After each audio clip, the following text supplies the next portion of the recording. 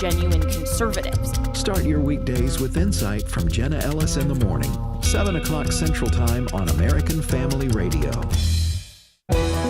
This is American Family Radio, a listener-supported ministry of the American Family Association.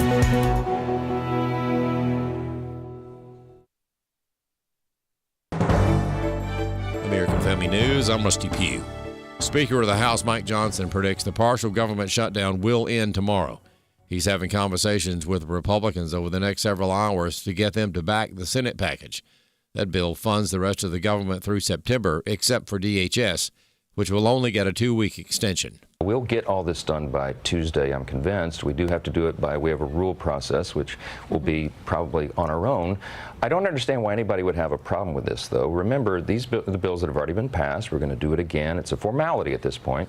The Homeland Security bill is important, and we have important negotiations. The president is leading this. It's his play call to do it this way. President Trump struck a deal with Senate Democrats, but there's a possibility House Republicans might have to pass this on their own. House Minority Leader Hakeem Jeffries wants negotiations regarding DHS to begin now, not over the next 2 weeks. It was a meaningful step in the right direction, certainly the separation of the 5 bipartisan bills, which in our view promote the health, the safety, and the economic well-being of the American people, need to move forward. What is clear is that the Department of Homeland Security needs to be dramatically reformed. We need to make sure that there are complete and independent investigations.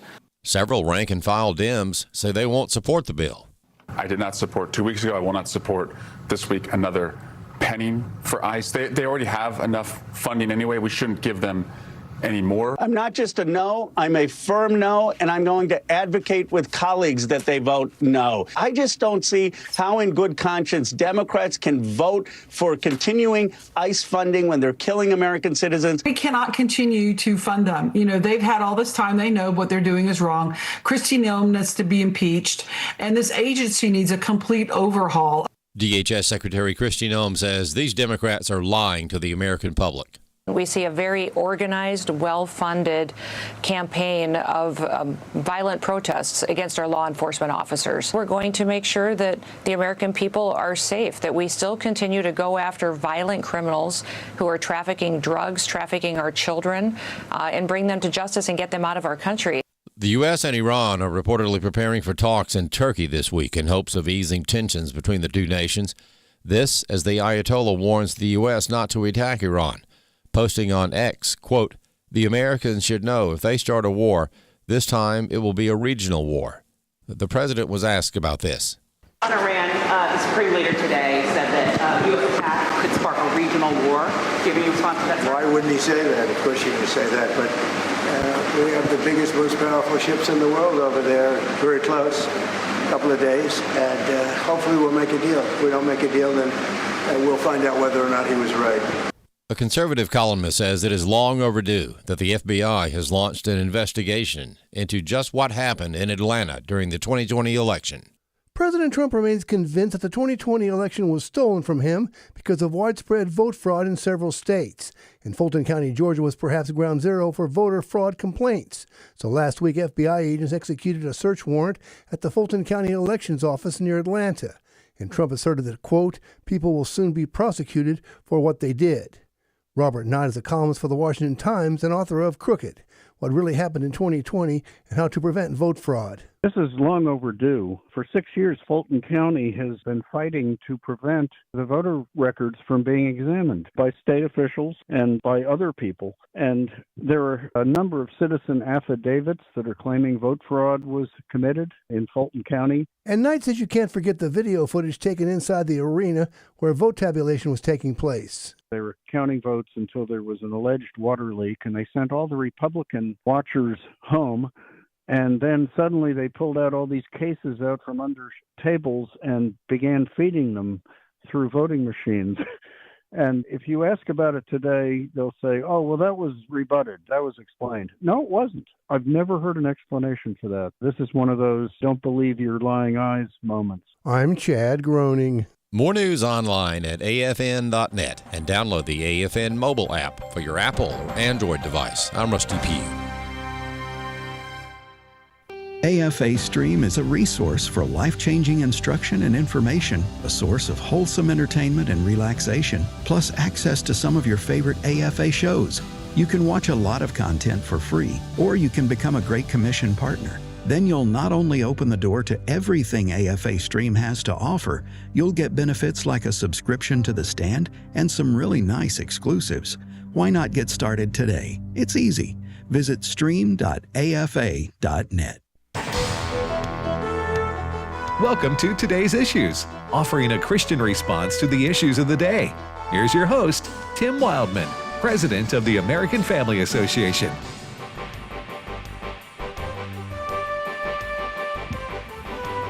Hey, good morning, everybody, and welcome to Today's Issues on the American Family Radio Network.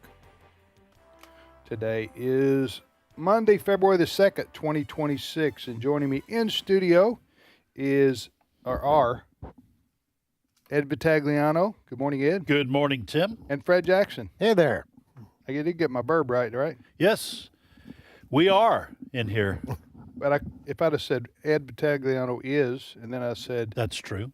Fred Jackson is also. I'd have been correct there too, right? Yeah, absolutely. You'd have been correct twice, sir. Somewhere my English professor's listening going, he finally got it. He finally got it. All right. Anyway, thanks for joining us, everybody, on the program today. We hope you had a great weekend. And before we jump into the news of the day, we wanted to report on our preborn campaign from the last couple weeks. Preborn, of course, is the organization that provides ultrasounds all over the country, free to pregnant women, many of them teenagers. And the idea is to offer them a free ultrasound so they can see the baby for themselves. And a lot of the time, the majority of the time when this happens, the young ladies who are pregnant and didn't plan it, that they choose to either keep the baby or they give the baby up for adoption. And either way, the baby's life is spared. Okay, and that's the goal, because we are a Christian organization. Preborn is a Christian organization, and we believe, as the Bible teaches, that every human life is valuable in the eyes of God. And so this doesn't have anything to do with laws or the Supreme Court or executive orders or anything like that. This is something we can do, and is one of the most pro-life things you can do, and it doesn't, all it requires is a little cash. Right. And evidently our listeners at American Family Radio went above and beyond our goals and expectations the last couple of weeks. We wanted to, in this partnership campaign with Preborn, we wanted to hit the 5,000 mark. That was 5,000 ultrasounds, and we not only met our goal, we exceeded it. 6,238 free ultrasounds for expectant mothers, and we are just very thankful to God for what He did and what our listeners did in giving to this campaign, because this is a really big deal what Preborn does, because so many young women, they're under tremendous pressure oftentimes with an unexpected, maybe even unwanted pregnancy. They're being told it's not a baby, it's just like your appendix, just a blob of tissue. They get that ultrasound and they see that baby. They see this precious child sucking its thumb, moving around in it. They hear the heartbeat. It kind of gets through the lies that the pro-abortion crowd has been telling young women, and that's why it is so effective in getting women to save their babies. Hey, one related story to this. So one gentleman, I think it was last week, maybe it was a week before that, but one gentleman came by our offices and donated $15,000 in cash to Preborn. To Preborn. Yeah. $15,000 in cash. So after my commission and yours, Ed, that left Preborn with... It left Preborn with $15,000 cash. Yes.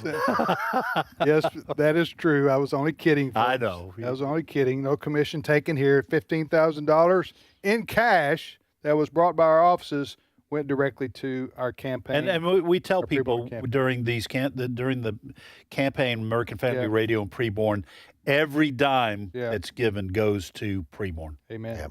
Yeah. There's another a significant percentage of those girls that have the ultrasound decide to keep the baby also accept Jesus Christ as their personal Savior. There's a lot of salvation. It is a gospel ministry. Yeah. It goes beyond the ultrasound. So. Amen. Also wanted to mention that we are following the story here in North Mississippi after the ice storm. I know North Mississippi weren't the only place hit, but I think it had to be the hardest hit part of the country, some in maybe West Tennessee and parts of Arkansas and maybe even Louisiana. But I know stories stay in the news, national news, for about 24 hours and then they're gone. But the pictures coming out of here in this area that we live in, not so much Tupelo. Tupelo was spared the worst of the ice storm, but you go west of here and north of here, as I say, into other parts of the state of Mississippi. Oxford, Mississippi is kind of ground zero, Fred. The pictures we're seeing out of, and that's where 8 Days of Hope and Samaritan's Purse and others are operating. Absolutely. It is, I refer to it as war zones when I'm seeing the images coming from these areas. You can imagine trees coming down on roads, on houses. Everywhere. And Oxford, I heard a report last night, some people starting to get their power back there. You imagine the freezing temperatures that we've had in this area, and many houses don't have, they lose the electricity, then they lose, the water pipes begin to burst because they don't have anything to keep the pipes warm. Well, then you got trees falling through roofs everywhere, Fred. Yeah. And yeah, it's absolutely horrible. The other part of this, as of this morning, between Tennessee and Mississippi, we still have 60 to 70,000 people without power. Mm-hmm. This is how bad it is. Right. And we're not blaming power companies and the crews. They're doing the best they can. They're doing the very best. Our military people, National Guard, they're having to use, we have a National Guard air base here in our home base at Tupelo. A very large helicopter was kept busy because we live near the airport. Working all weekend. They're trying to now get into what they call welfare checks, and I'm not talking about money checks. I'm talking welfare checks on people who live in more rural areas. They haven't. The mail's been undeliverable. Because our mail goes through Memphis. Yeah. So, but there are people right now who have not had power. They can't get out and get groceries. They can't get their medication. And the military is trying to get into those people in more rural areas in Tennessee and Mississippi to try to help them. I saw a military transport plane. It came over my house yesterday. Mm-hmm. It was like, I was wondering, what in the world? Well, now I know, now that you've told me this was a big, those big hogs? Yeah. Flying trains, basically. Mm-hmm. And they were had to be bringing supplies. So be praying for those folks who are still in a very dire situation. And tomorrow we're going to talk to Steve Tiber from 8 Days of Hope. Again, we know that a lot of work is being done by churches, by private citizens, by Samaritan's Purse, Franklin Graham's organization. But we'll get a report from Steve Tiber tomorrow on what's going on with their ministry, because we partner with them through the year on a lot of different projects. We help promote the work of 8 Days of Hope. So Steve Tiber will be joining us to talk about the situation. All right, you're listening to Today's Issues on the American Family Radio Network. So last night, went to see a movie. Yeah, Melania. Mm-hmm. You guys familiar with this? It's Yes. documentary about Melania Trump. Yeah, we have the trailer for that movie. Okay, you going to play it? Yeah, we can play that just to kind of introduce the story. Cut number 17. Together with like-minded leaders, we have a voice. Is it safe? It is safe.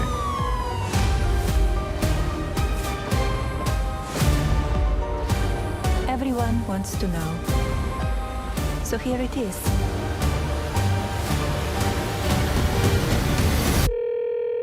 Hi, Mr. President. Congratulations. Did you watch it? I did not. Yeah, I will see it on the news.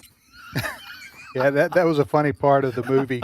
It's a documentary about an hour and a half long, and it's about the 20 days last year leading up to the inauguration. 20 days. It starts prior to the 20 days out from the inauguration, and it sort of follows the First Lady around and gets her take and perspective on things. And we thought it was. I didn't know how if I was gonna like it or not, but and enjoyed it very much. Well, listen, when I was listening I have not seen the trailer, and I'm just going to be honest, I don't like going to the movies to watch documentaries.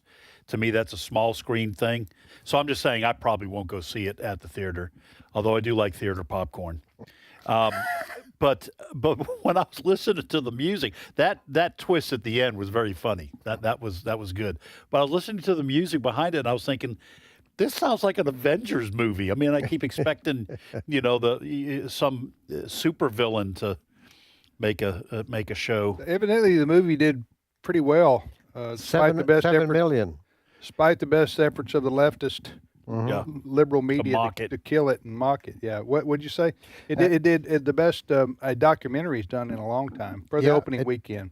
Debuted with a better than expected $7 million in ticket sales, according to studio estimates. And that's about twice what they were saying it would take in. Yeah. So people were they wanted to dump on it even before they saw it. Well, anyway, so that happened. That was released over the weekend, and that was a very funny line there that she.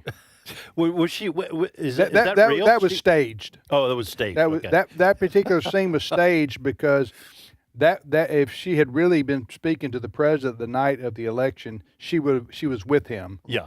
And number two, it was with the documentary was 20 days prior to the inauguration. Well, the election, of course, was 2 or 3 months prior to the.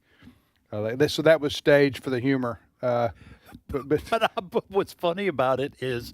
That's the way I've been married 44 years. That's the way my life has gone. How many times I had a great accomplishment, honey. Preached a sermon. I say, hey, how was the sermon? Well, I when our kids were little, when I could hear of it, it was fine. But I was keeping the kids occupied. And you thought you knocked it out of the park. And I said, well, how was it? I didn't get to hear much. I'm sure it was fine. Sure it was. You could pat me on the back. You did. I'm sure you did just fine. It's my best sermon ever. Well, sorry, I didn't listen. I was trying to keep your kids quiet. All right. So anyway, that film was released this weekend. What else is in the news, Fred? Well, we have to return to weather because the East Coast, particularly North Carolina, just got hammered by a snowstorm this weekend. For instance, the city of Charlotte, almost a foot of snow in the city of Charlotte. And then we've seen some images, some video of a house being washed away along that coast of North Carolina.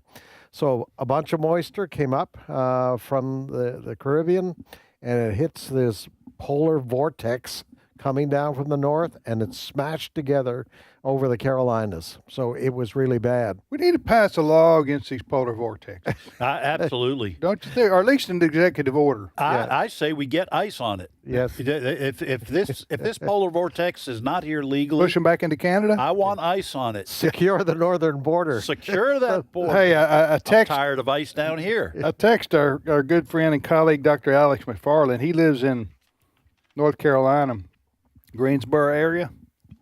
I said, "You get any snow?" And he said, "Yeah, we got 8 inches, but some parts of North Carolina got 14 inches." And then he said, "It's been nice knowing you." So I don't know if that means he'll never dig out of this snowstorm or what. But no, so Alex got 8 inches of snow there in the Greensboro area. But yeah, you're right. It's Virginia, but mostly North Carolina and South Carolina, I guess, and even Florida. Temperatures, yeah. Iguanas. Yes. Falling from the trees. Falling This is real. Yeah. Did you see this? Yeah. Oh, yeah. You know what iguana is, right? I do. Yeah. Big lizard. Big lizard that lives in trees, evidently. It's an invasive species. It is so. And now my dad, before he passed away, he lived in the Boca Raton area. He remarried, and his wife, very, very sweet lady. My wife and I have been to see her since my dad died. But I asked her about this because my dad would tell me about when they would get cold snaps. That's what we always called it. In quotations. In quotation marks. That sometimes if it was prolonged, these iguanas go into a kind of temporary freeze. They're not dead, but they almost like go into like a form of hibernation. And since they hang out in the trees, they fall into this, kind of trance because of the cold weather. And they are prone to falling out of the trees. They can land on people. They're not small. These aren't little geckos. These are big, hefty, meaty. They're meaty. Because they're so invasive, the whatever department in Florida is in charge of this, the iguana department. The iguana department, they just say, listen, folks, be careful because they can come alive and get out of this trance, and they'll whip you with their tails. But they're okay with collecting them and turning them in, and then they euthanize them. That's sad. It is not. They're destructive. Oh, okay. I just think they survive a tree fall, only to find out they're about to be euthanized. That's just not a good ending, I don't think. We're going to take you to the VET. But that's they do look they do look something like 5 to 10 pounds when you look at them. But they fall out of the trees in Florida because the temperatures get below 30 or something like that, and they fall out of this. It's amazing that they would survive a tree fall. You know what I'm saying? Yeah. Boom. That wouldn't wake you up. I know that would wake me up. Wake me up. Falling out of a tree like that. But but you do have they had snow flurries in Tampa. Did you see this? I heard about it. Yeah. Well, listen, my hockey team, the Boston Bruins, played an outdoor game last night in Tampa against the Tampa Bay Lightning. And during the game, the announcer says it has now reached 30 degrees. And that can actually... So the Bruins brought down the cold weather with them to play in Tampa. Can't blame the Bruins. Tried. But it was... A lot of times with these outdoor games, they have a hard time keeping the ice as cold as it needs to be. Right. Because sometimes it's warm weather. This was just the opposite. So... Anyway, but back to your original... It was a what do they call it? Some kind of a cyclone or something. A polar vortex, I know, but a bomb. Bomb cyclone. Yeah. Bomb cyclone. Yes. So the bomb. It's not good. Yeah. It's not good. You never want to hear Jim Cantori say your area is expecting a bomb cyclone. Yeah, right? you don't want bomb and cyclone in the same weather. For your forecast. Huh? That's right. So anyway, So, Brother Alex there, 8 inches in the Greensboro area. Next story, Fred. All right. Well, we may be facing another government shutdown. And the issue this time is basically the Democrats want major changes made to the budget of the Department of Homeland Security. So they've declared war. They're tired of Homeland Security, aren't they? Oh, they're just tired of it. They're tired of security, all right. Yes. One of the Democrats who's kind of leading the charge on this is Senator Chris Murphy, a Democrat from Connecticut. Here's what he has to say about ICE. Cut number 2. We're still pretending that ICE is going after dangerous people. They aren't. Right now, 70% of the people that they are detaining have absolutely no criminal record. What is happening in Minnesota right now is a dystopia. ICE is tear gassing elementary schools. It is disappearing legal residents into cars. It is murdering American citizens. The Constitution is being abandoned by this administration right now as we speak. And so our focus over the next 2 weeks has to be reining in a lawless and immoral immigration agency in this nation. That was Senator Chris Murphy, Democrat from New Jersey, right? So they're tear gassing elementary schools? Yeah, I haven't seen that. I don't know what first story. What's he talking about there? Yeah, liar, liar, pants on fire. Yeah. Well, Ed, what's going on here? Well, listen, I've been reading articles over the weekend and even before this. If the Democrats win the White House and both houses of Congress. White House 3 years from now. Well, I'm just saying, if they win you see what they're doing right now in holding the Republican Party with spines of jello, okay, holding them hostage on the government shutdown. That's just a taste of what will happen should they win control of Congress. And then what I'm saying is, if they also get a Democratic president in, I think they will impeach President Trump. I think they will try to get rid of ICE. I have no idea whether they will try to replace it with another agency has a similar. Can I stop you right here for just a second? Just to be clear, Mr. Vitagliano, yes, on your testimony. Yeah. I've always wanted to play the part of a lawyer. So what you're saying is, if the Democrats get control of the House of Representatives in November, yes, then when they are seated next January, you're saying they will impeach in the House President Trump then. Is that what you're saying? I absolutely think Okay. And I think it will be over ICE. I think they're setting the stage now with this rhetoric for trying to paint ICE as a fascist, Gestapo-like government under orders from a Hitler-type figure, President Trump, so that if they do take the House, they will impeach. Now, that doesn't mean he'll get convicted in the Senate, but they love to try to humiliate President Trump. But I think they will eventually want and try to move to eliminate ICE altogether. Looking at an article here, just pulled it up on Fox News.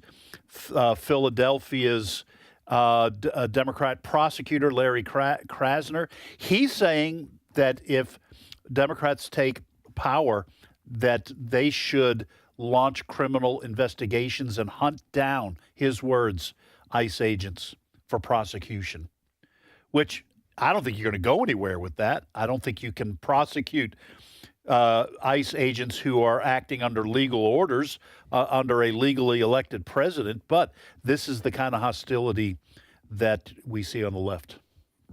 All right, what's the solution here, Fred? Well, I think the solution is, and we're focused on Minneapolis right now. That's kind of ground zero in this battle, and I think what's going on here, the Democrats know they have the media on their side for the most part. So you're getting a very one-sided story. The polls are showing this, that the support for DHS has gone down dramatically because of what is being shown coming out of Minneapolis, the story that's being told. So the question is now, we know that Tom Homan went in there late last week. He's Trump's border czar. He goes in and he says, I have had meetings with the governor of Minnesota, Tim Walz. I've had meetings with Jacob Fry, the mayor of Minneapolis. I've been meeting with some of the local sheriffs. Now, the indication that we got from Tom Homan's news conference last week was they were at least shaking their head, yes, I think we can work with you, Tom Homan. And Tom Homan was saying, if you would just let us know when you're about to release one of the bad guys, illegal immigrants who've committed crimes from your jail, we'll send a couple of our guys over, we'll arrest them there. And if you work with us, Tom Homan says, we can downsize the 3,000 roughly DHS people we have in your city. However, within hours after Tom Homan's news conference, we had Jacob Fry. He was at a mayor's meeting, I think, in D.C. He says, no, there's no agreement. And then the Attorney General of Minnesota, Keith Ellison, he comes out and says, no, we have no agreement with Tom Homan on this. They just want DHS. Did Tom Homan just make this up? Well, I think Tom Homan's a good man. I don't think he made it up. But I think the Democrats, the leadership of there in Minnesota, the Democrats, they want the fury to continue so they get these images. This will help them in the election, or they want DHS out of town altogether. Well, we'll talk about this more when we get back from the break. I do think that President Trump and his administration are on their heels on this one. And I don't know how exactly it's going to go. I do think sending Tom Homan to Minneapolis was a very smart move. because of his experience and his ability to get things done. But anyway, we can talk about this more when we get back, because this is a big deal for a lot of people who voted for President Trump. Right.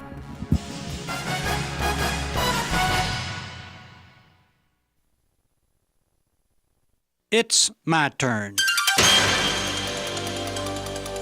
Here is your host for My Turn, Don Wildmon.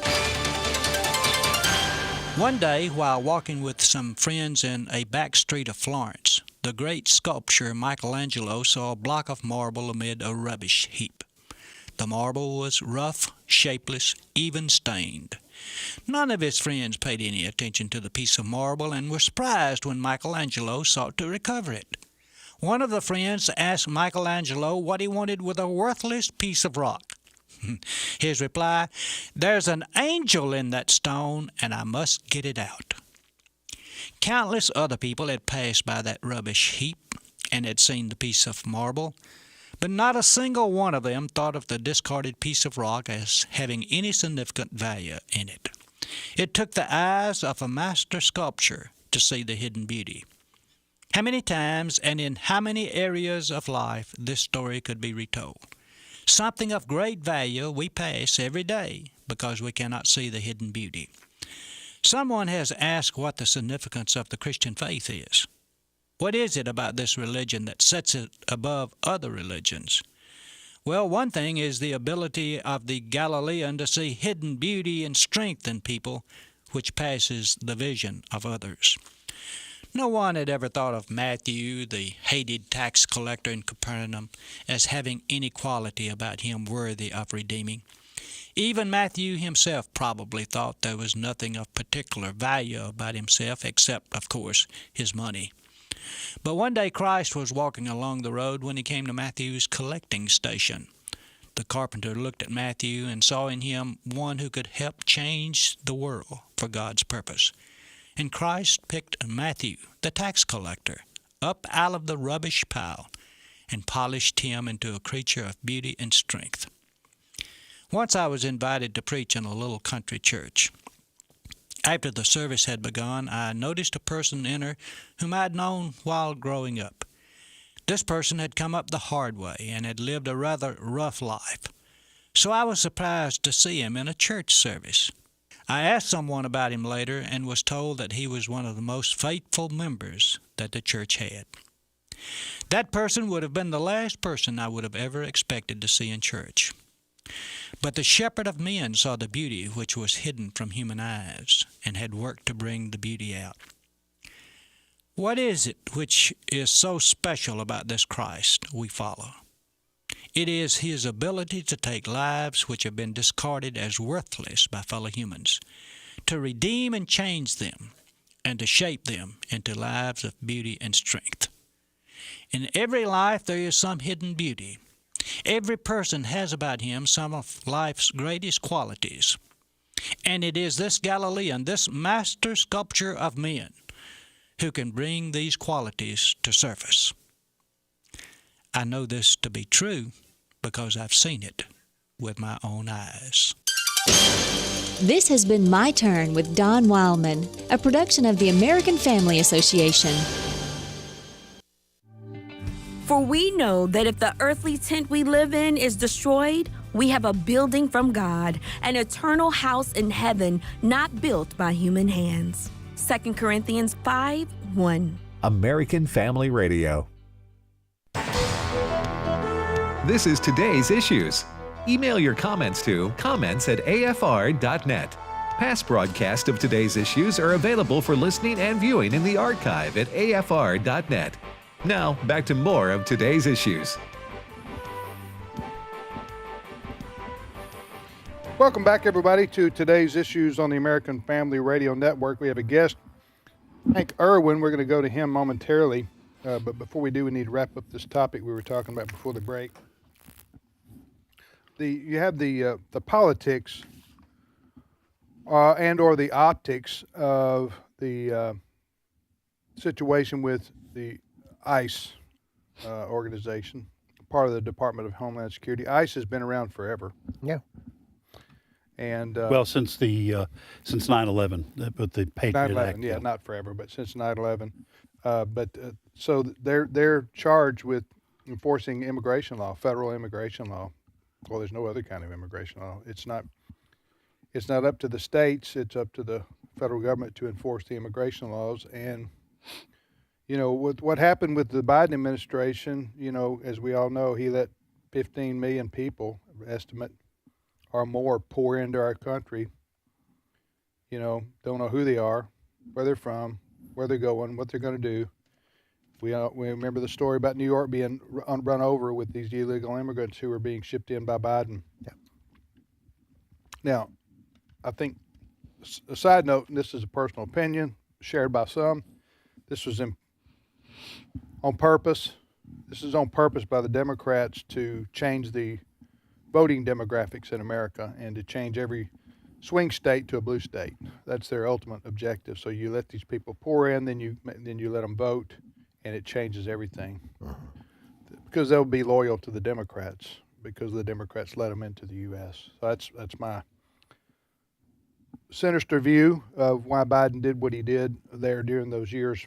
But now, ICE has been, so Trump, basically President Trump and his administration was left with cleaning up a mess. Yep.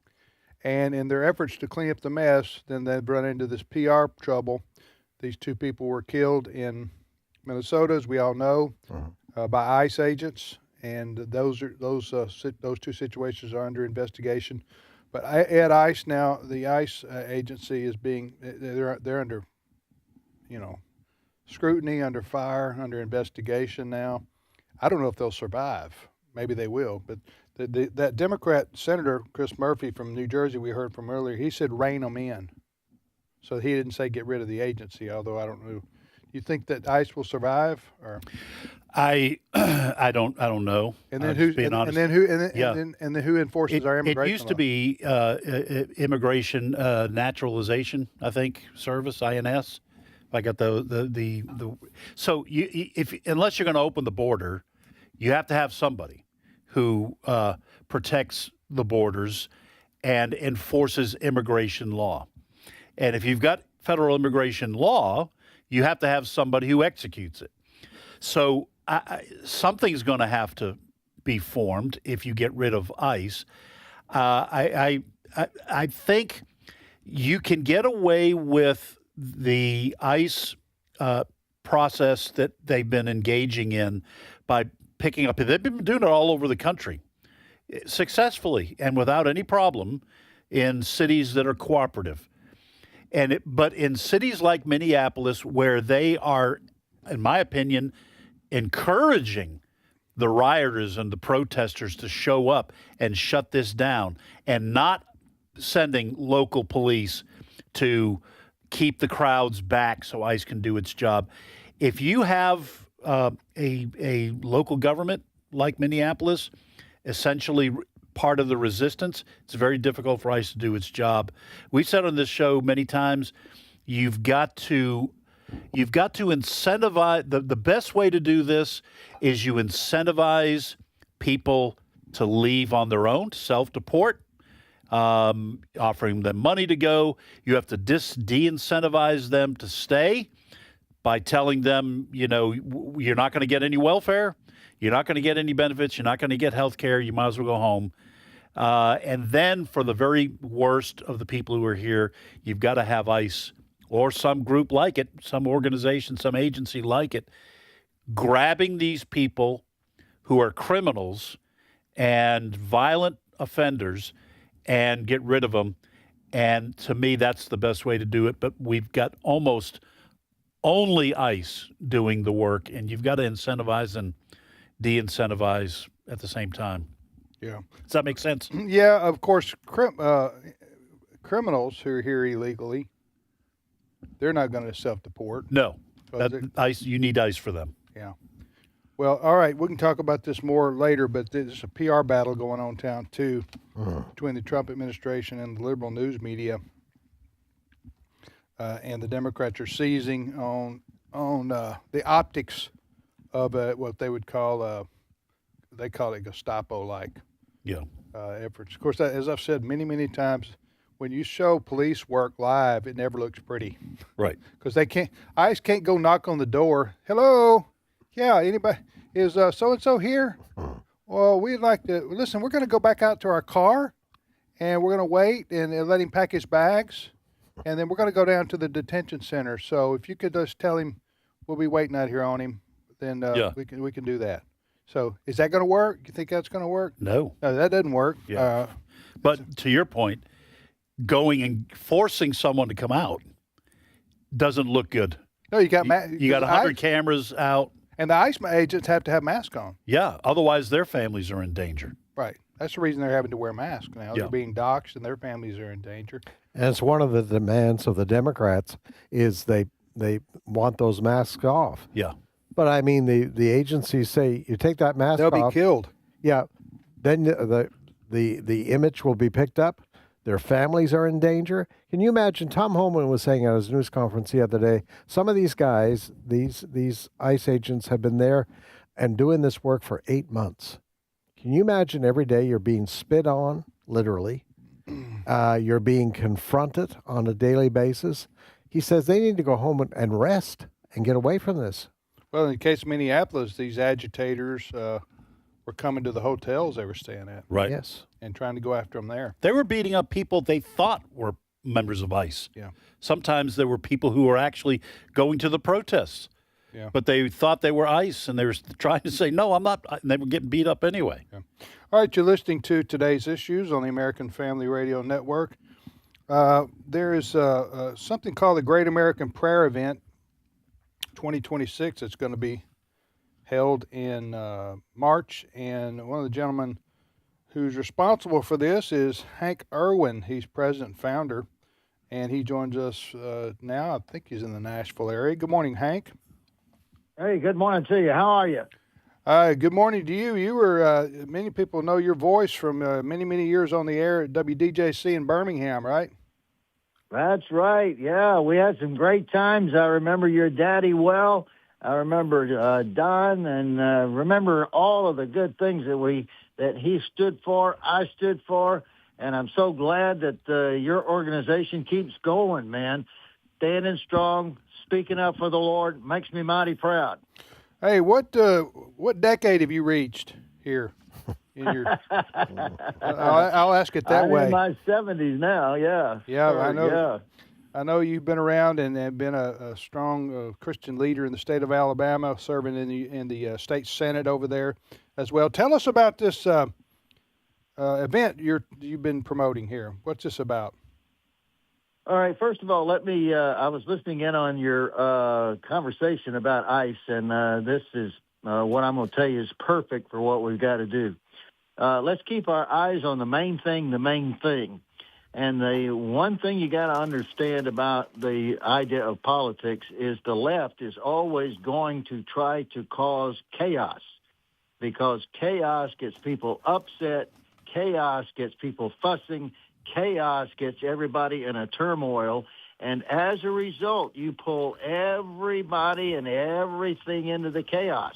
And no matter how you try to stop it, if you get focused on it, they're going to pull you in with the emotion, and all of a sudden you're going to be in that cauldron too. We choose not to do that. We recognize that's a tactic. So we have chosen the antidote, and the antidote is the Great American Prayer Revival. When men and women get their mind focused back on Jesus Christ and the power that's in his name and the power to change people and start speaking about his solution to the problem, all of a sudden the left loses its leverage and loses its emotional pull, because a greater answer is being proposed. So we are doing the Great American Prayer Revival. We are saying, starting March the 1st through the 4th, we're going to emphasize prayer and revival and getting right with Jesus, getting rededicated and rededicating our country to following Jesus as the way, the truth, and the life. It's amazing what happens when people get focused back on the Lord instead of focusing on the chaos. I remember back in the 60s when we dealt with all of the radicals and the zippies and the hippies that were trying to destroy our country back in the 60s because of the Vietnam War. And they were, when they did the Chicago riots in 1968, everybody thought the end was near. No, it didn't happen. And you know why? Because the Jesus movement stood up, and the Jesus movement took another answer to the streets and took the steam and the energy out of the radicals, and they collapsed. And as a result, they faded away, and we never heard from them again until today. And now they're back in a new version called Antifa. They're back in the new version of chaos. So we are saying the Great American Prayer Revival is an answer, and it works. And we're going to have it in all 50 states. It starts March the 1st with a prayer meeting, unbelievable, all over the United States and every state in the Union. And it is going to be the first ever attempted national revival in American history.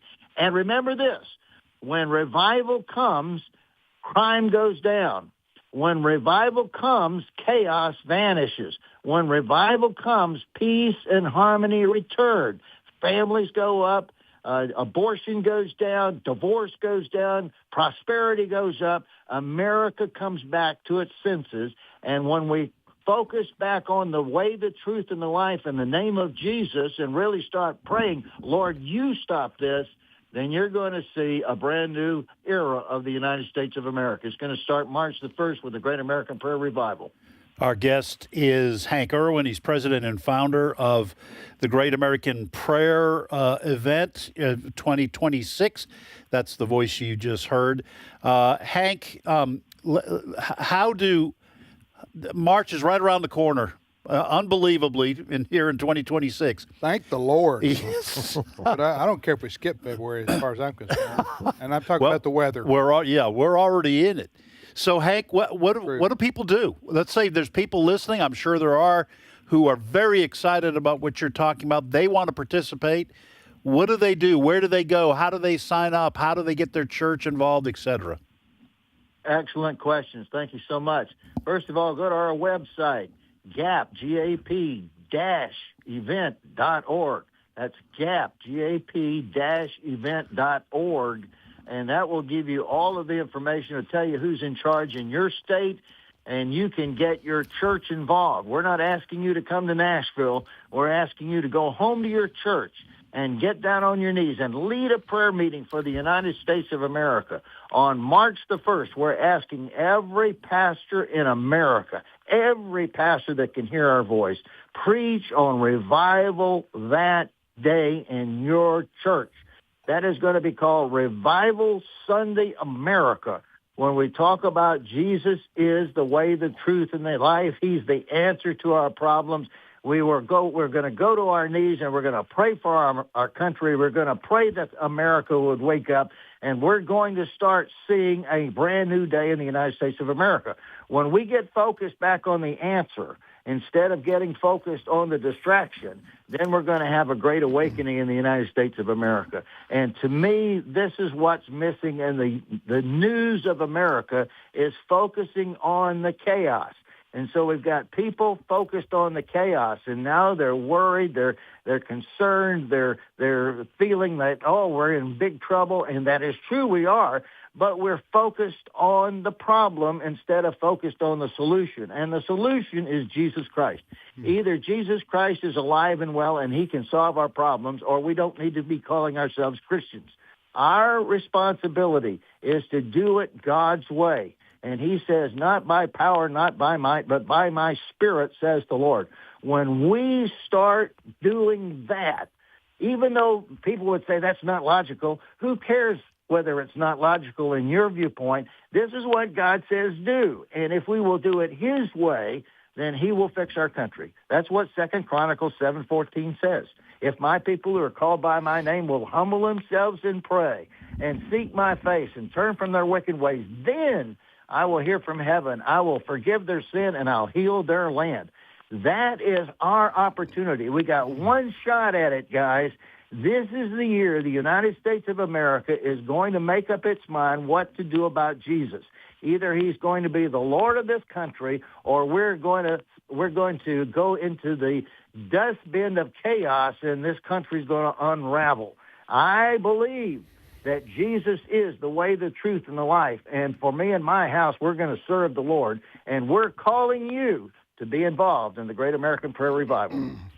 Hank Erwin, E-R-W-I-N, president, founder of Great American Prayer Events in talking about 2026 in March. Well, Hank, listen, thanks for being on with us. Next time, if we have you on, if you could be just a little bit more passionate, I think that would bring a little bit more energy. I think people would listen to what you have to say. All right, man, I'm proud of you guys. Right. You keep up the great work. You guys, preach on. All right, Hank. Thanks so brother. much. Hank Erwin there joining us from Nashville, TN.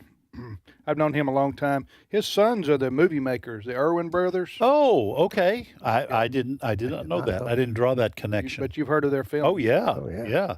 So, folks, gap-event.org.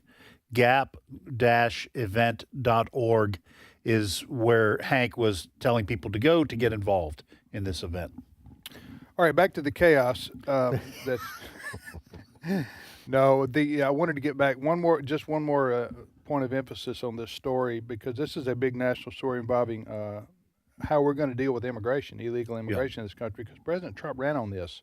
Yes. He ran on this, and the American people considered this one of the top two issues that his platform was, and that is stopping the out-of-control border, which he did day one. He and his administration did. And number two, massive, he called it a mass deportation effort, dealing with all these people who came here to our country, especially during the Biden years, illegally, and just went everywhere. So what I wanted to say about this, though, is we're at a critical moment, because it appears, and I'm not criticizing President Trump, understand, I'm just acknowledging a reality of what's going on here, because I don't know how to process all this yet. But he's backing off. Okay, by backing off, here's what I mean is, yesterday he sent Tom Homan to Minneapolis, and he said de-escalate. This is Trump's words. He said he understands both sides about the situation with the death of Alex Pretty. Sorry. So when he said understands both sides, he's not definitively in favor of. He's saying that ICE may have made a mistake here, may have. Okay, and then the third thing he's done is he said yesterday that he's not going to send federal agents in to deal with riots in blue cities, unless asked to by the mayors. Which I thought that was kind of an unusual, didn't he, Fred? Well, yeah, I'm not sure. We're not sure exactly what he meant by that, because his Homeland Security Secretary is saying we're not, Kristi Noem I'm talking about. She says we're not backing off on this. So I'm a little confused by the messages coming out of the administration right now, by what Trump meant with we're not going to help out in the riots. Kristi Noem saying we're not backing off on this. So, well, what I understood President Trump say, and then Steve Jordan will have more on this later, is that we're not going to help out unless they attack a federal building. We're not going to help with riots in big cities. And I'm trying to understand what riots he's talking about, except the riots that have broken out opposing ICE. I understand that, but they're there to arrest the bad guys. So why stay in the city if you're not going to arrest the bad guys? Yeah. I don't know. We'll find out, but maybe there'll be more. But, all right, next story. Well, they say President Trump is a man who never sleeps. So he's got other things going on in his life right now, and one of those is Cuba. He says that Venezuela is not giving Cuba oil anymore. He has managed to convince the leadership in Mexico not to send oil to Cuba. I heard this morning that the Cubans have about 15 to 20 days left of oil, and then they run out. What's the goal? Well, President Trump was asked about that this weekend.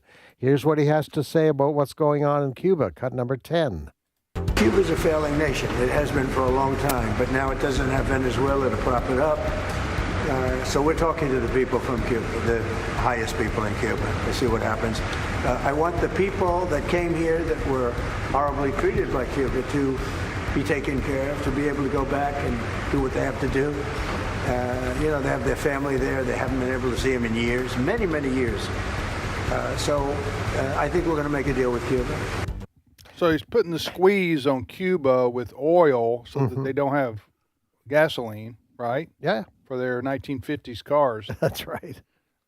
So that he hoping to bring down, well, he said make a deal. I'm not sure. Trump uses that language a lot. I don't know. Does that mean a deal mean changing of the communist regime in Cuba, having them out? Well, I think you have to look what he did in Venezuela. Okay. He did not, he took Maduro out. Yeah. But Maduro's second in command is still there. Yeah. And running the country. Trump made the deal with regards to the oil industry with Venezuela. Basically, oil companies are going to go in and run the oil industry in Venezuela. And the lady that's left there, she seems happy with that. So I'm wondering. Yeah, after she saw what happened to her boss. Yeah. She's allowing this. I'm good with whatever Trump wants. Yeah. Delcy Rodriguez. Yes. You know her? Do I know her? Yeah. Yeah, Del, as I call her. We go way back. We go way back. Yeah. To her years. Your years backpacking in Venezuela, where you wrote a book about it, right? I do not know Ms. Rodriguez. Yes. Okay. So anyway, he wants to make a regime change. Well, if you listen to what he just said there yesterday, it sounds to me like he wants to make a deal with the leadership. He's going to starve them, oil starve them. He's going to make a deal with the leadership that allows Cubans living in places like Florida to go back and reclaim lands and settle or get some of their family members out. But that sounds like the deal that's being cooked right now with Havana. You know, Miguel Diaz-Canel, I think that's how you pronounce his name, is the president of Cuba. What's his name? Miguel Diaz-Canel. So all the Castros are gone? He's the first, and he's the communist, he's the first secretary of the Communist Party. He's the first communist leader of Cuba since the 1959 revolution who's not a Castro. So, listen, this is, if Trump can pull this off, if President Trump can pull this off and get the president of Cuba to agree to open that country up and to allow investment, I don't know how Canel can survive being a communist and do that, but that would be a huge victory for President Trump. I mean, that would be astonishing if he can get Cuba to open up and to eventually move away from communism, like you're talking about, Fred. Listen, that alone should get him a Nobel Peace Prize. Although I don't know that they'll ever do that for him, without any arm twisting. He may have to invade, Fred, you've been to Cuba. Yes. Beautiful country. Beautiful country. We traveled from one end, Havana, right to the eastern side of it. They do let Christian missionaries in, right? They let Christian missionaries in. They watch you very closely. We were stopped a number of times as we were transiting along, and they come in and they check the buses and all that sort of thing. But it is a beautiful, beautiful country. Mountainous, farms, you name it. It's just got incredible potential. Yeah, especially like in the Caribbean, it'd be a great tourist magnet. Oh, yeah, absolutely. So, well, President Trump is reshaping the Western Hemisphere. Yeah. He is. And in his spare time, he's doing something with Iran. His spare time. That's, yeah. But he can't do that between the hours of 1 a.m. and 5 a.m. He has to get his rest. He has to get his 4 hours of sleep. I doubt it's 4. I really do. I doubt he's getting 4 hours. All right, we'll be back in 5 minutes with Steve Paisley. Jordahl, we got a lot more news and current events to talk about. Stay with us.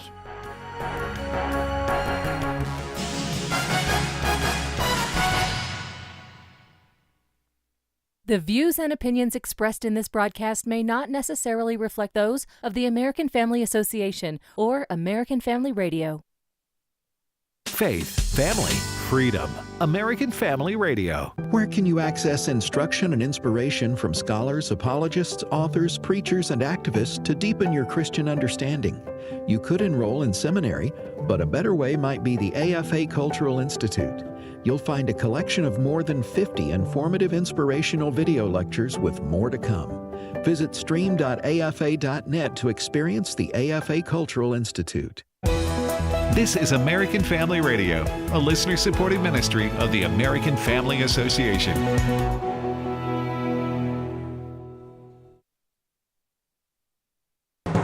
American Family News, I'm Rusty Pugh. The international oil market is responding to tensions between the U.S. and Iran and President Trump's takeover of Venezuela's oil industry. Grady Trimble has more. Despite the distance between Iran and Venezuela, about 7,500 miles, developments in South America are directly impacting Iran. President Trump says the U.S. has struck a deal with India in which that country will buy oil from Venezuela instead of Iran. And oil prices fell after President Trump signaled his administration is in talks with Tehran to avert further strikes there. Oil markets were concerned about a potential strike and how that would limit oil supply. It looks like the partial government shutdown is going to continue through at least tomorrow. House Democrats say they won't commit to voting for a funding package agreed to by the president and Senate Democrats. That package would only fund DHS for 2 weeks. Time to negotiate ICE reforms Democrats are demanding. House Minority Leader Hakeem Jeffries on ABC's This Week. Body cameras should be mandatory. Masks should come off. Speaker Mike Johnson tells Fox News Sunday there may be enough votes among Republicans to pass it on Tuesday without the Democrats. We have to allow ICE to do its job. We have to allow Border Patrol to do its job, and we're going to make sure they have the funding to do that. But the winter storm that hit much of the U.S. this weekend may keep some lawmakers from getting back to the Capitol in time for that vote. In Washington, Jill Nato, Fox News. House Republicans brought forward a bill last week called the Make Elections Great Again Act that would require voters show photo ID and verify citizenship before casting their ballots. The bill's sponsor, Wisconsin Congressman Brian Stile, says Americans will already be familiar with the process. It's actually very similar to what takes place if you go to sell a car in any state across the country. If you have a name change that's in process, you bring the proper documentation with you. We want to make sure that it's easy to vote and hard to cheat. Meanwhile, the deadline has come and gone for travelers who've been flying domestically without real ID compliant identification cards. Jeff Manasso has more from Chicago. Real ID began being fully enforced last May, those without it given a warning until Sunday, when travelers without an acceptable form of identification like Real ID or a passport began paying a $45 Confirm ID fee. TSA says 94% of flyers are compliant, like these we ran into here in Chicago. I think they need to fix things a little bit. Realistically, I don't think it's the biggest deal. An important note, the Real ID $45 fee is only valid for 10 days, so people without proper ID traveling for 2 weeks will have to pay twice. You can update your state IDs at your local DMV. The Real ID Act was passed by Congress in 2005. The ministry known as 8 Days of Hope remains hard at work helping people across the country. As Chris Woodward explains, there's a way to help, even if you don't have the time or money. Steve Tiber of 8 Days of Hope says they live by 3 things: pray, volunteer, donate. The most important thing for us, every time we get together as a staff, a deployment, when we start a project, we pray. Tiber says there is power in prayer, and for a ministry that responds to disasters, rebuilds homes, feeds disaster victims, and helps women and children rescued from trafficking, Tiber is asking that people pray for everyone involved. Be praying for our partners who are providing a safe place for those rescued from trafficking. Be praying for those families, to no fault of their own, happen to live on the wrong street, the wrong day, the wrong year when a disaster came that maybe had never come to that area for decades. Pray for the volunteers as they are a glimpse of Jesus in a dark world. Pray for the resources that we need to do the work that we do. Pray for the volunteer leaders who travel on their own dime and take time off of work to be the hands and feet of Jesus. But there's nothing like the power of prayer. And so if you can't come hang out with us, if you can't sow into the ministry, that's okay. But you can pray. A short prayer. It doesn't have to be a 20-minute prayer. Just as you're driving down the road right now listening, just lift up the name of 8 Days of Hope and all the volunteers in those 4 arms of the ministry and the people that we're serving. I'm Chris Woodward. More news online at afn.net. And download the AFN mobile app. I'm Rusty Pugh. The loss of a child through abortion, miscarriage, or stillbirth affects the emotional health of families. Feelings of anger, sadness, and regret can be overwhelming. There is hope and healing in the aftermath of a reproductive loss. Call the International Helpline at 866-482-LIFE to talk with someone who has been where you are and healed to help others. Your call is confidential. 866-482-LIFE. Today's Issues continues on AFR with your host, Tim Wildmon, President of the American Family Association.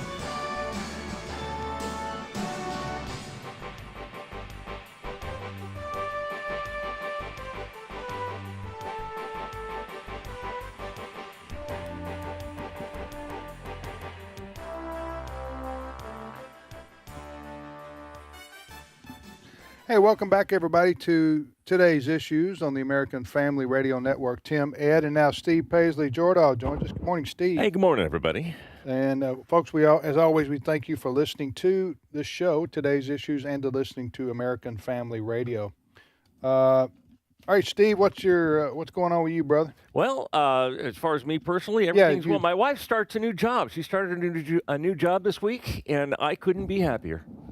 She's going to be an ICE agent, right? Yes, that's, and I'm sending her off to Minnesota, and she's going to represent the family well. Okay. You guys.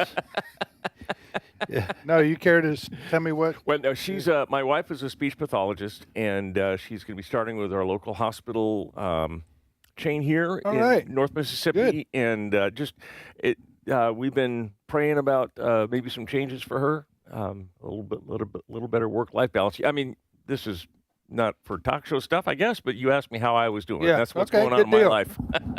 Well, wish you the best. Wish her the best. Thank you. Yes, I do too. All right, what's your first story? All right. A very important trial. Jury has awarded $2 million to a gal by the name of Fox Varian. Fox Varian was a gal who, at 16, was talked into having gender transition surgery. A psychologist talked her into it, and a doctor took off her healthy breasts, and she got to be a majority age and decided that that's not what she wanted to do, and she sued, and she won $2 million in this verdict. And my suspicion is that we have seen the last of minors being mutilated by woke doctors. You just can't afford this. Well, first I want to say that Fox Varian is one of the coolest names I've heard in a long time. It is. I mean, that's just superhero stuff. That's superhero stuff right there. But I think you're exactly right. I think that this kind of lawsuit has the potential to completely deconstruct this fake medical movement of transitioning confused individuals from one gender to another. Now, the case that we're talking about here, and this is in New York, so this isn't like in Texas or Florida or someplace where you might expect something like this. The reason Fox won this case was, what was the argument? By the way, this is a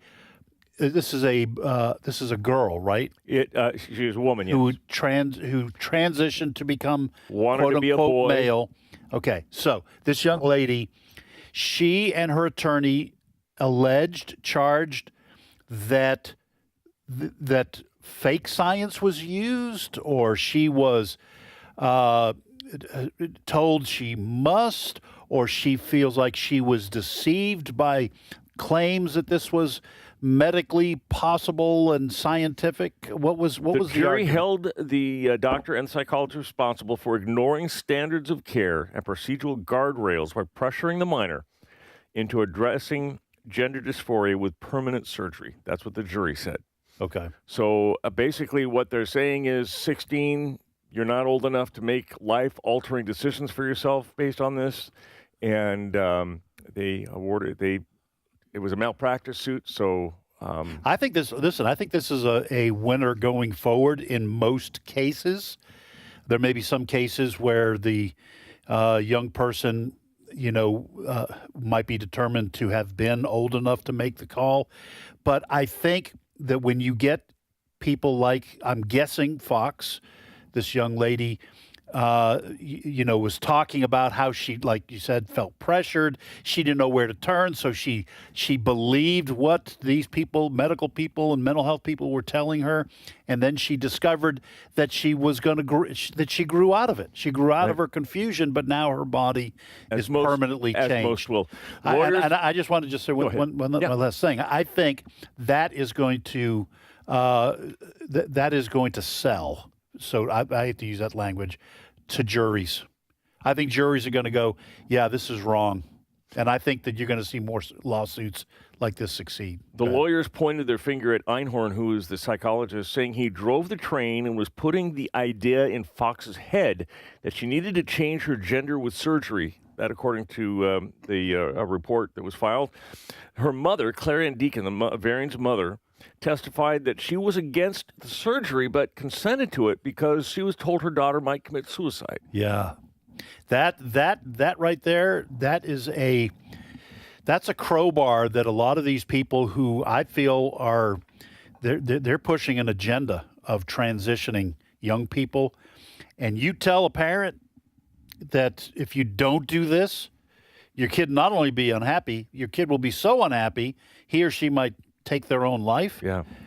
What parent's going to say no, especially if the person sitting across the desk telling you that is a doctor? No, I agree. I think it's groundbreaking. And again, I believe that this is going to be the end of it. They're just... was this person a minor when the surgery was done? 16. Yeah, then that's yes. Yes, the answer is yes. Okay, then absolutely, I think at least that much will be true. I think you guys are a lawsuit against a doctor in a hospital, perhaps. I don't know if the hospital is included here, who performed a sex change surgery on a minor. Then the minor gets to be 21, 23, 25 years old and goes, what in the world did they do to me? Right. I wasn't of age. I couldn't consent really beyond my, just saying, yes, do this to me. What teenagers don't have flux in their emotions and opinions and ideas? So that if this person, what's this person's name? Fox Varian, was able to win this case. Yep. I agree with you guys. It would shock the medical world and make these doctors and hospitals who do perform surgeries on minors stop because they would be they wouldn't stop for ideological reasons, but they would stop because they couldn't afford the insurance, or they would be scared that they would be sued and lose a lot of money. Their lawyers would tell them, don't do this anymore. Right. Social science has been ahead of this game for a while now, with various countries saying that Britain, of all countries, outlawed any kind of procedures against minors in that country a year or more ago. All right, next story. Well, somebody was bound to do this. They set up a social media site just for bots. ChatGPT has its own little social media site. It's a Reddit page. They have allowed humans cannot participate. They can only watch, but they have been watching. And according to this, an AI, it took them 24 hours to create its own religion and started recruiting others. They're calling themselves Crustafarians. they launched the supposed Church of Molt, M-O-L-T. This is Molt book, M-O-L-T book. Yeah. And it started evangelizing. And they've already split. It's just amazing how that works. I'm sure they have. Well, I think Wednesday, Tony, my son, is going to be on. That's right. We were going to say this. That's sorry. That's okay. We'll get into more detail with him, but he was telling me about this yesterday. Okay, after dinner at Granny's. So he said these are different AI agents who have set up. It's like a Reddit site. Reddit is one where anybody can get on there and people start threads and they discuss this issue and that issue, and there's areas of interest. But only AI agents are allowed to get on this site. That's right. And discuss. And these AI agents are discussing things like people do, and like you said, they've already created a religion and are trying to evangelize other AI. When I don't know whether it was Elon Musk or there's been several talking about AI and its progression, and we're saying in 5 years we're going to be neck deep in this, and I always thought, well, that seems awfully close, but now here we are, and we're talking about this. This is insane. I think it's hilarious. I'm going to be talking today with our friend Bob McGinnis, I think, about this. Next Monday, we're going to be talking, all of us, at 11 o'clock next Monday, or 11 Central, we'll be talking to Bob McGinnis. We're going to talk about artificial intelligence and prophecy. Oh, that'll be going to be a very Monday, coming up Monday during this Monday. segment when you're going to be on. All right. That's correct.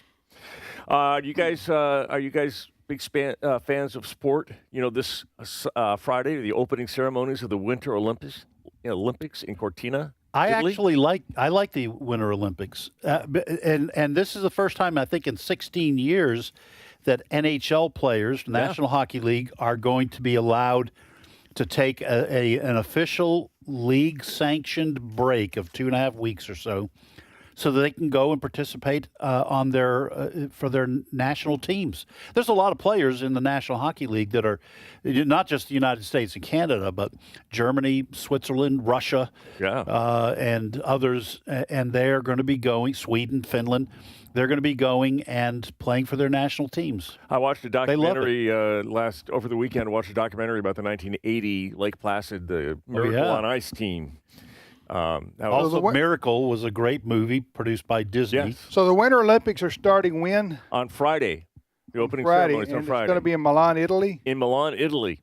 And, let me just say that not everybody there's still, we have a little bit of woke that still is in our media. In fact, a lot of woke. I want to tell you, give you a little shot about, this is AP, Associated Press's version of what they're worried about. Listen to Cut 19. Immigration from Africa and the Middle East is changing the demographics of Europe's top winter sports countries. But that hasn't really translated to their largely white rosters heading to the Milan Cortina Winter Olympics. For instance, Team Sweden is almost entirely made up of ethnically Swedish athletes, which is hardly a reflection of the country's diversity, as Sweden has welcomed historic numbers of asylum seekers in recent decades. Experts point to social, financial, and geographical barriers and believe there needs to be a big cultural shift for anything to change. And research shows the single biggest influence behind children getting into and maintaining an interest in sports is their parents. For second-generation immigrants whose parents may be unfamiliar with the sport, young athletes may have a harder time garnering the support that they need. We need radical changes in the Scandinavian countries. That was just so silly. So she's reporting in a serious way that the Swedish hockey team is white people. It's all white people. And it's unbelievable to her that in this day and age of diversity, that could be true. That your team needs to have more black immigrants from Africa on the hockey team. So you're a racist. Well, look, I do want to say it is possible for people who come from a culture that's warmer, that does not have an interest in winter sports, for them to make the switch and become active in those sports. And I know this because I saw this documentary. Did you guys ever see Cool Runnings? Yes. I saw this documentary. It was a documentary. But no. About the Jamaican ice bobsled team. Yeah, and that was an actual thing that yeah, happened. Man, we saw it. We saw it. That's the silliness of the woke stuff. She's tried to give a serious report on that kind of stuff. And that would be listen, during the Summer Olympics, you think they ever go to Kenya and go? I'm sorry to report there are no white Europeans on the Kenyan long distance running team, and it's appalling.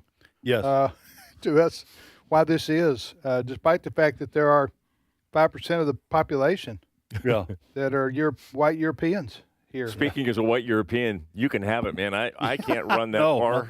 No. I'm just saying this woke stuff is just, it gets so silly, and these people take themselves so seriously. You know, as we said before, there was a story the other day about we need. I know what it was. There was some people upset because there weren't any of these new coaching hires in the NFL were minorities, and they didn't mention that they've had many minority, black, and I don't know about Hispanic, but coaches have been head coaches in the NFL for a long time, and they will be again. They're just not in this particular cycle. For whatever reason, but it had nothing to do with racism. No, I think an NFL team wants the best coach possible. Yeah. Because they want to win. Yeah, it doesn't matter what color they are. You start winning, you're going to be, look at Mike Tomlin at Pittsburgh Steelers. He was there for, 15 years or so?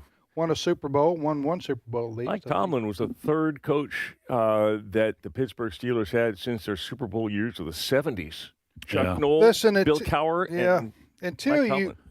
This whole quota stuff and racism charges against it's yesterday's news, and what are we going to do when these people start wanting to diversify the NBA? then we'll find out how serious they really are. Right. They really don't, huh? Right. They have actually. It's called the WNBA. Nobody's watching. Well, but the WNBA is mostly made up of black players too. I'm just saying, and you know why that is? Because they're better basketball players than other black players or other white players or other Hispanic players. So when you have professional athletics, the Americans don't want woke. No. Americans want the best athletes on the floor. So they can watch them play their sport, football, or the basketball, ice. Baseball. Huh? In this case, on the ice. Or on the ice. Listen, there have been and there are black players in the National Hockey League, and teams don't care what color their skin is if they can produce for the team and be a good player, they'll sign them. And I would argue teams don't care in any professional sport, and collegiate too, for that matter. People don't care what color you are. Can you? Are you good at your sport? That's all. Yep. That's all people care about. So that's why I'm so tired. I wish the NFL would stop there. Maybe they will now. It's ever since George Floyd, they've been doing these social messages in the end zones. A lot of them. Yeah. One of them the other day I saw was "End racism." I thought, how ironic. How ironic. We've got 90,000. White people, 80,000, 70,000 white people paying a lot of money to make millionaires of 80, 90% black athletes on the field, and you've got a message saying end racism in your end zone. You see the irony there? Yeah. And I would say that real racists aren't going to be influenced by end racism in the end zone. I know. And that's, to me, that's pandering. It's a miscalculation, a misunderstanding of human nature. And if you think that kind of a message is going to change anybody's mind, when their heart is already hardened against another group of people because of the color of their skin, you're dreaming. But end racism, the words end racism in the end zone is supposed to. Also, the other one is it takes all of us. Doesn't say what it takes all of us to do. One of the messages is it takes all of us. Yeah. All right, so next story, Steve. All right, staying with the Olympics, did you know that ICE agents are going to be in Milan? Why is that? You mean American ICE? American Why? Homeland Security ICE They should not be. Well, they're going to support U.S. delegation security. They're going to vet threats, and they're going to mitigate transnational crime while they're there. Is that part of their job then? Yes. Security. Are you serious? I am. ICE agents are going to be there? Yes, and already the politicians have been protesting with the ICE out signs. I thought this was a joke. No, it's not. So ICE, okay, but they got a different role. They're not going over there to no, they're find not going to people here in the U.S. illegally at the Olympics. They're going over there to help provide security. Vice President, who's our Vice President? J.D. Vance. J.D. Vance is going to be there, and Kristi Noem, I think, is going over there as well. And so, okay, I'm reading this that you have here. This so they are part of Homeland Security. Yes, ICE is. So it looks, from what I'm reading, this that you handed me, it looks like they are going to be helping Homeland Security with protecting U.S. athletes, right? Right. And officials. And officials. So they're not going to be finding people who are in Italy illegally and then removing them. All right, guys, what's your favorite Winter Olympic sport? Well, you guys know mine. Is it hockey? What's your second one then? By the way, who's going to win? Who would be favored to win the? Ooh, is Russia allowed to be in these games? You know what? I think Russia's participating, but I will. You look that up. Well, if Russia's going to be in the Olympics, it's going to be hard to beat Canada. Canada's team is loaded. U.S. will have a good team. I'm not sure that Finland and Sweden usually have very good teams. But for Canada to lose it would be an upset. Russia will not compete as a country in 2026 in Milan Cortina. Is that by their own choice? Suspended following the 2022 invasion of Ukraine. Okay. So they're not going to be there. You know who will be there, though, maybe? Props to Lindsey Vonn. Lindsey Vonn, the skier, downhill skier for the United States, she was in a fairly serious accident on the 30th of January, injured her left knee, but she says she's not out of the games yet. You were asking me my second favorite. I do like speed skating. I don't like the, what do you call it, with the man and the woman with the ice dancing. No, are you talking about the couples? Yeah, they skate around the rink and he holds her up and and then throws her around. Yeah, the Nancy Kerrigan stuff. Ice skating is what that's called. So I do like speed. Is that what skating, it's called? And I like downhill skiing. I like that. Yeah, I like watching that. Bobsled's fun too. Did you see they had a bobsled race where everybody, four-man bobsled, and three of the guys didn't make the. They missed they fell out of the bobsled. One guy ended up going down the thing all by himself. I do like bobsledding. Yeah, that's always a good sport. Yeah, to watch. So I'm really disappointed. Nobody here likes the luge. Yeah, I've heard. What is the luge? Luge is a single man sled. It's where you go down on your stomach. Well, I got my sports mixed up. Then, what's the shuffleboard on ice? Oh, that's curling. Curling. Yeah, the curling. Yeah, I don't. Oh, that's. Oh man, you got to understand the rules of curling, though. Yeah, okay. To really get into it, you know what I'm saying? This is a side of you I never knew existed. Tell me about this. This interest. It goes back to my childhood. Yeah, I've been interested in curling ever since I was 8. Watching the Winter Olympics. Yeah, I am going to be bringing you an Olympic update every day next week and the week following. Oh, good. I tried to get a curling team here in Mississippi, Tupelo, high school, and I was the only one interested. But this would have been in the late 70s, so it was before the curling rage took over. My wife wants me to be in curling because it's the only way she gets me to hold a broom. Boom. The closest I ever got to curling when I was in high school was that little game with the triangle football, where you slide it across the table. Oh, yeah. You remember try to get it to hang Oh, off the the edge? paper football. Paper football. Yeah. And then if you got a touchdown, you did the little back in the day. extra point. Yeah. That was Paper football. Those were the days, buddy. Those were the days. We had a league. We actually kept standings for paper football. Paper football. Man, All we right. could waste some Anyway. time. For those our time is almost here, us curling fans. It's your day. The world's catching on. Another week. I can't wait to watch our team. To the excitement of curling. All right, we'll be back tomorrow. Have a great day, everybody.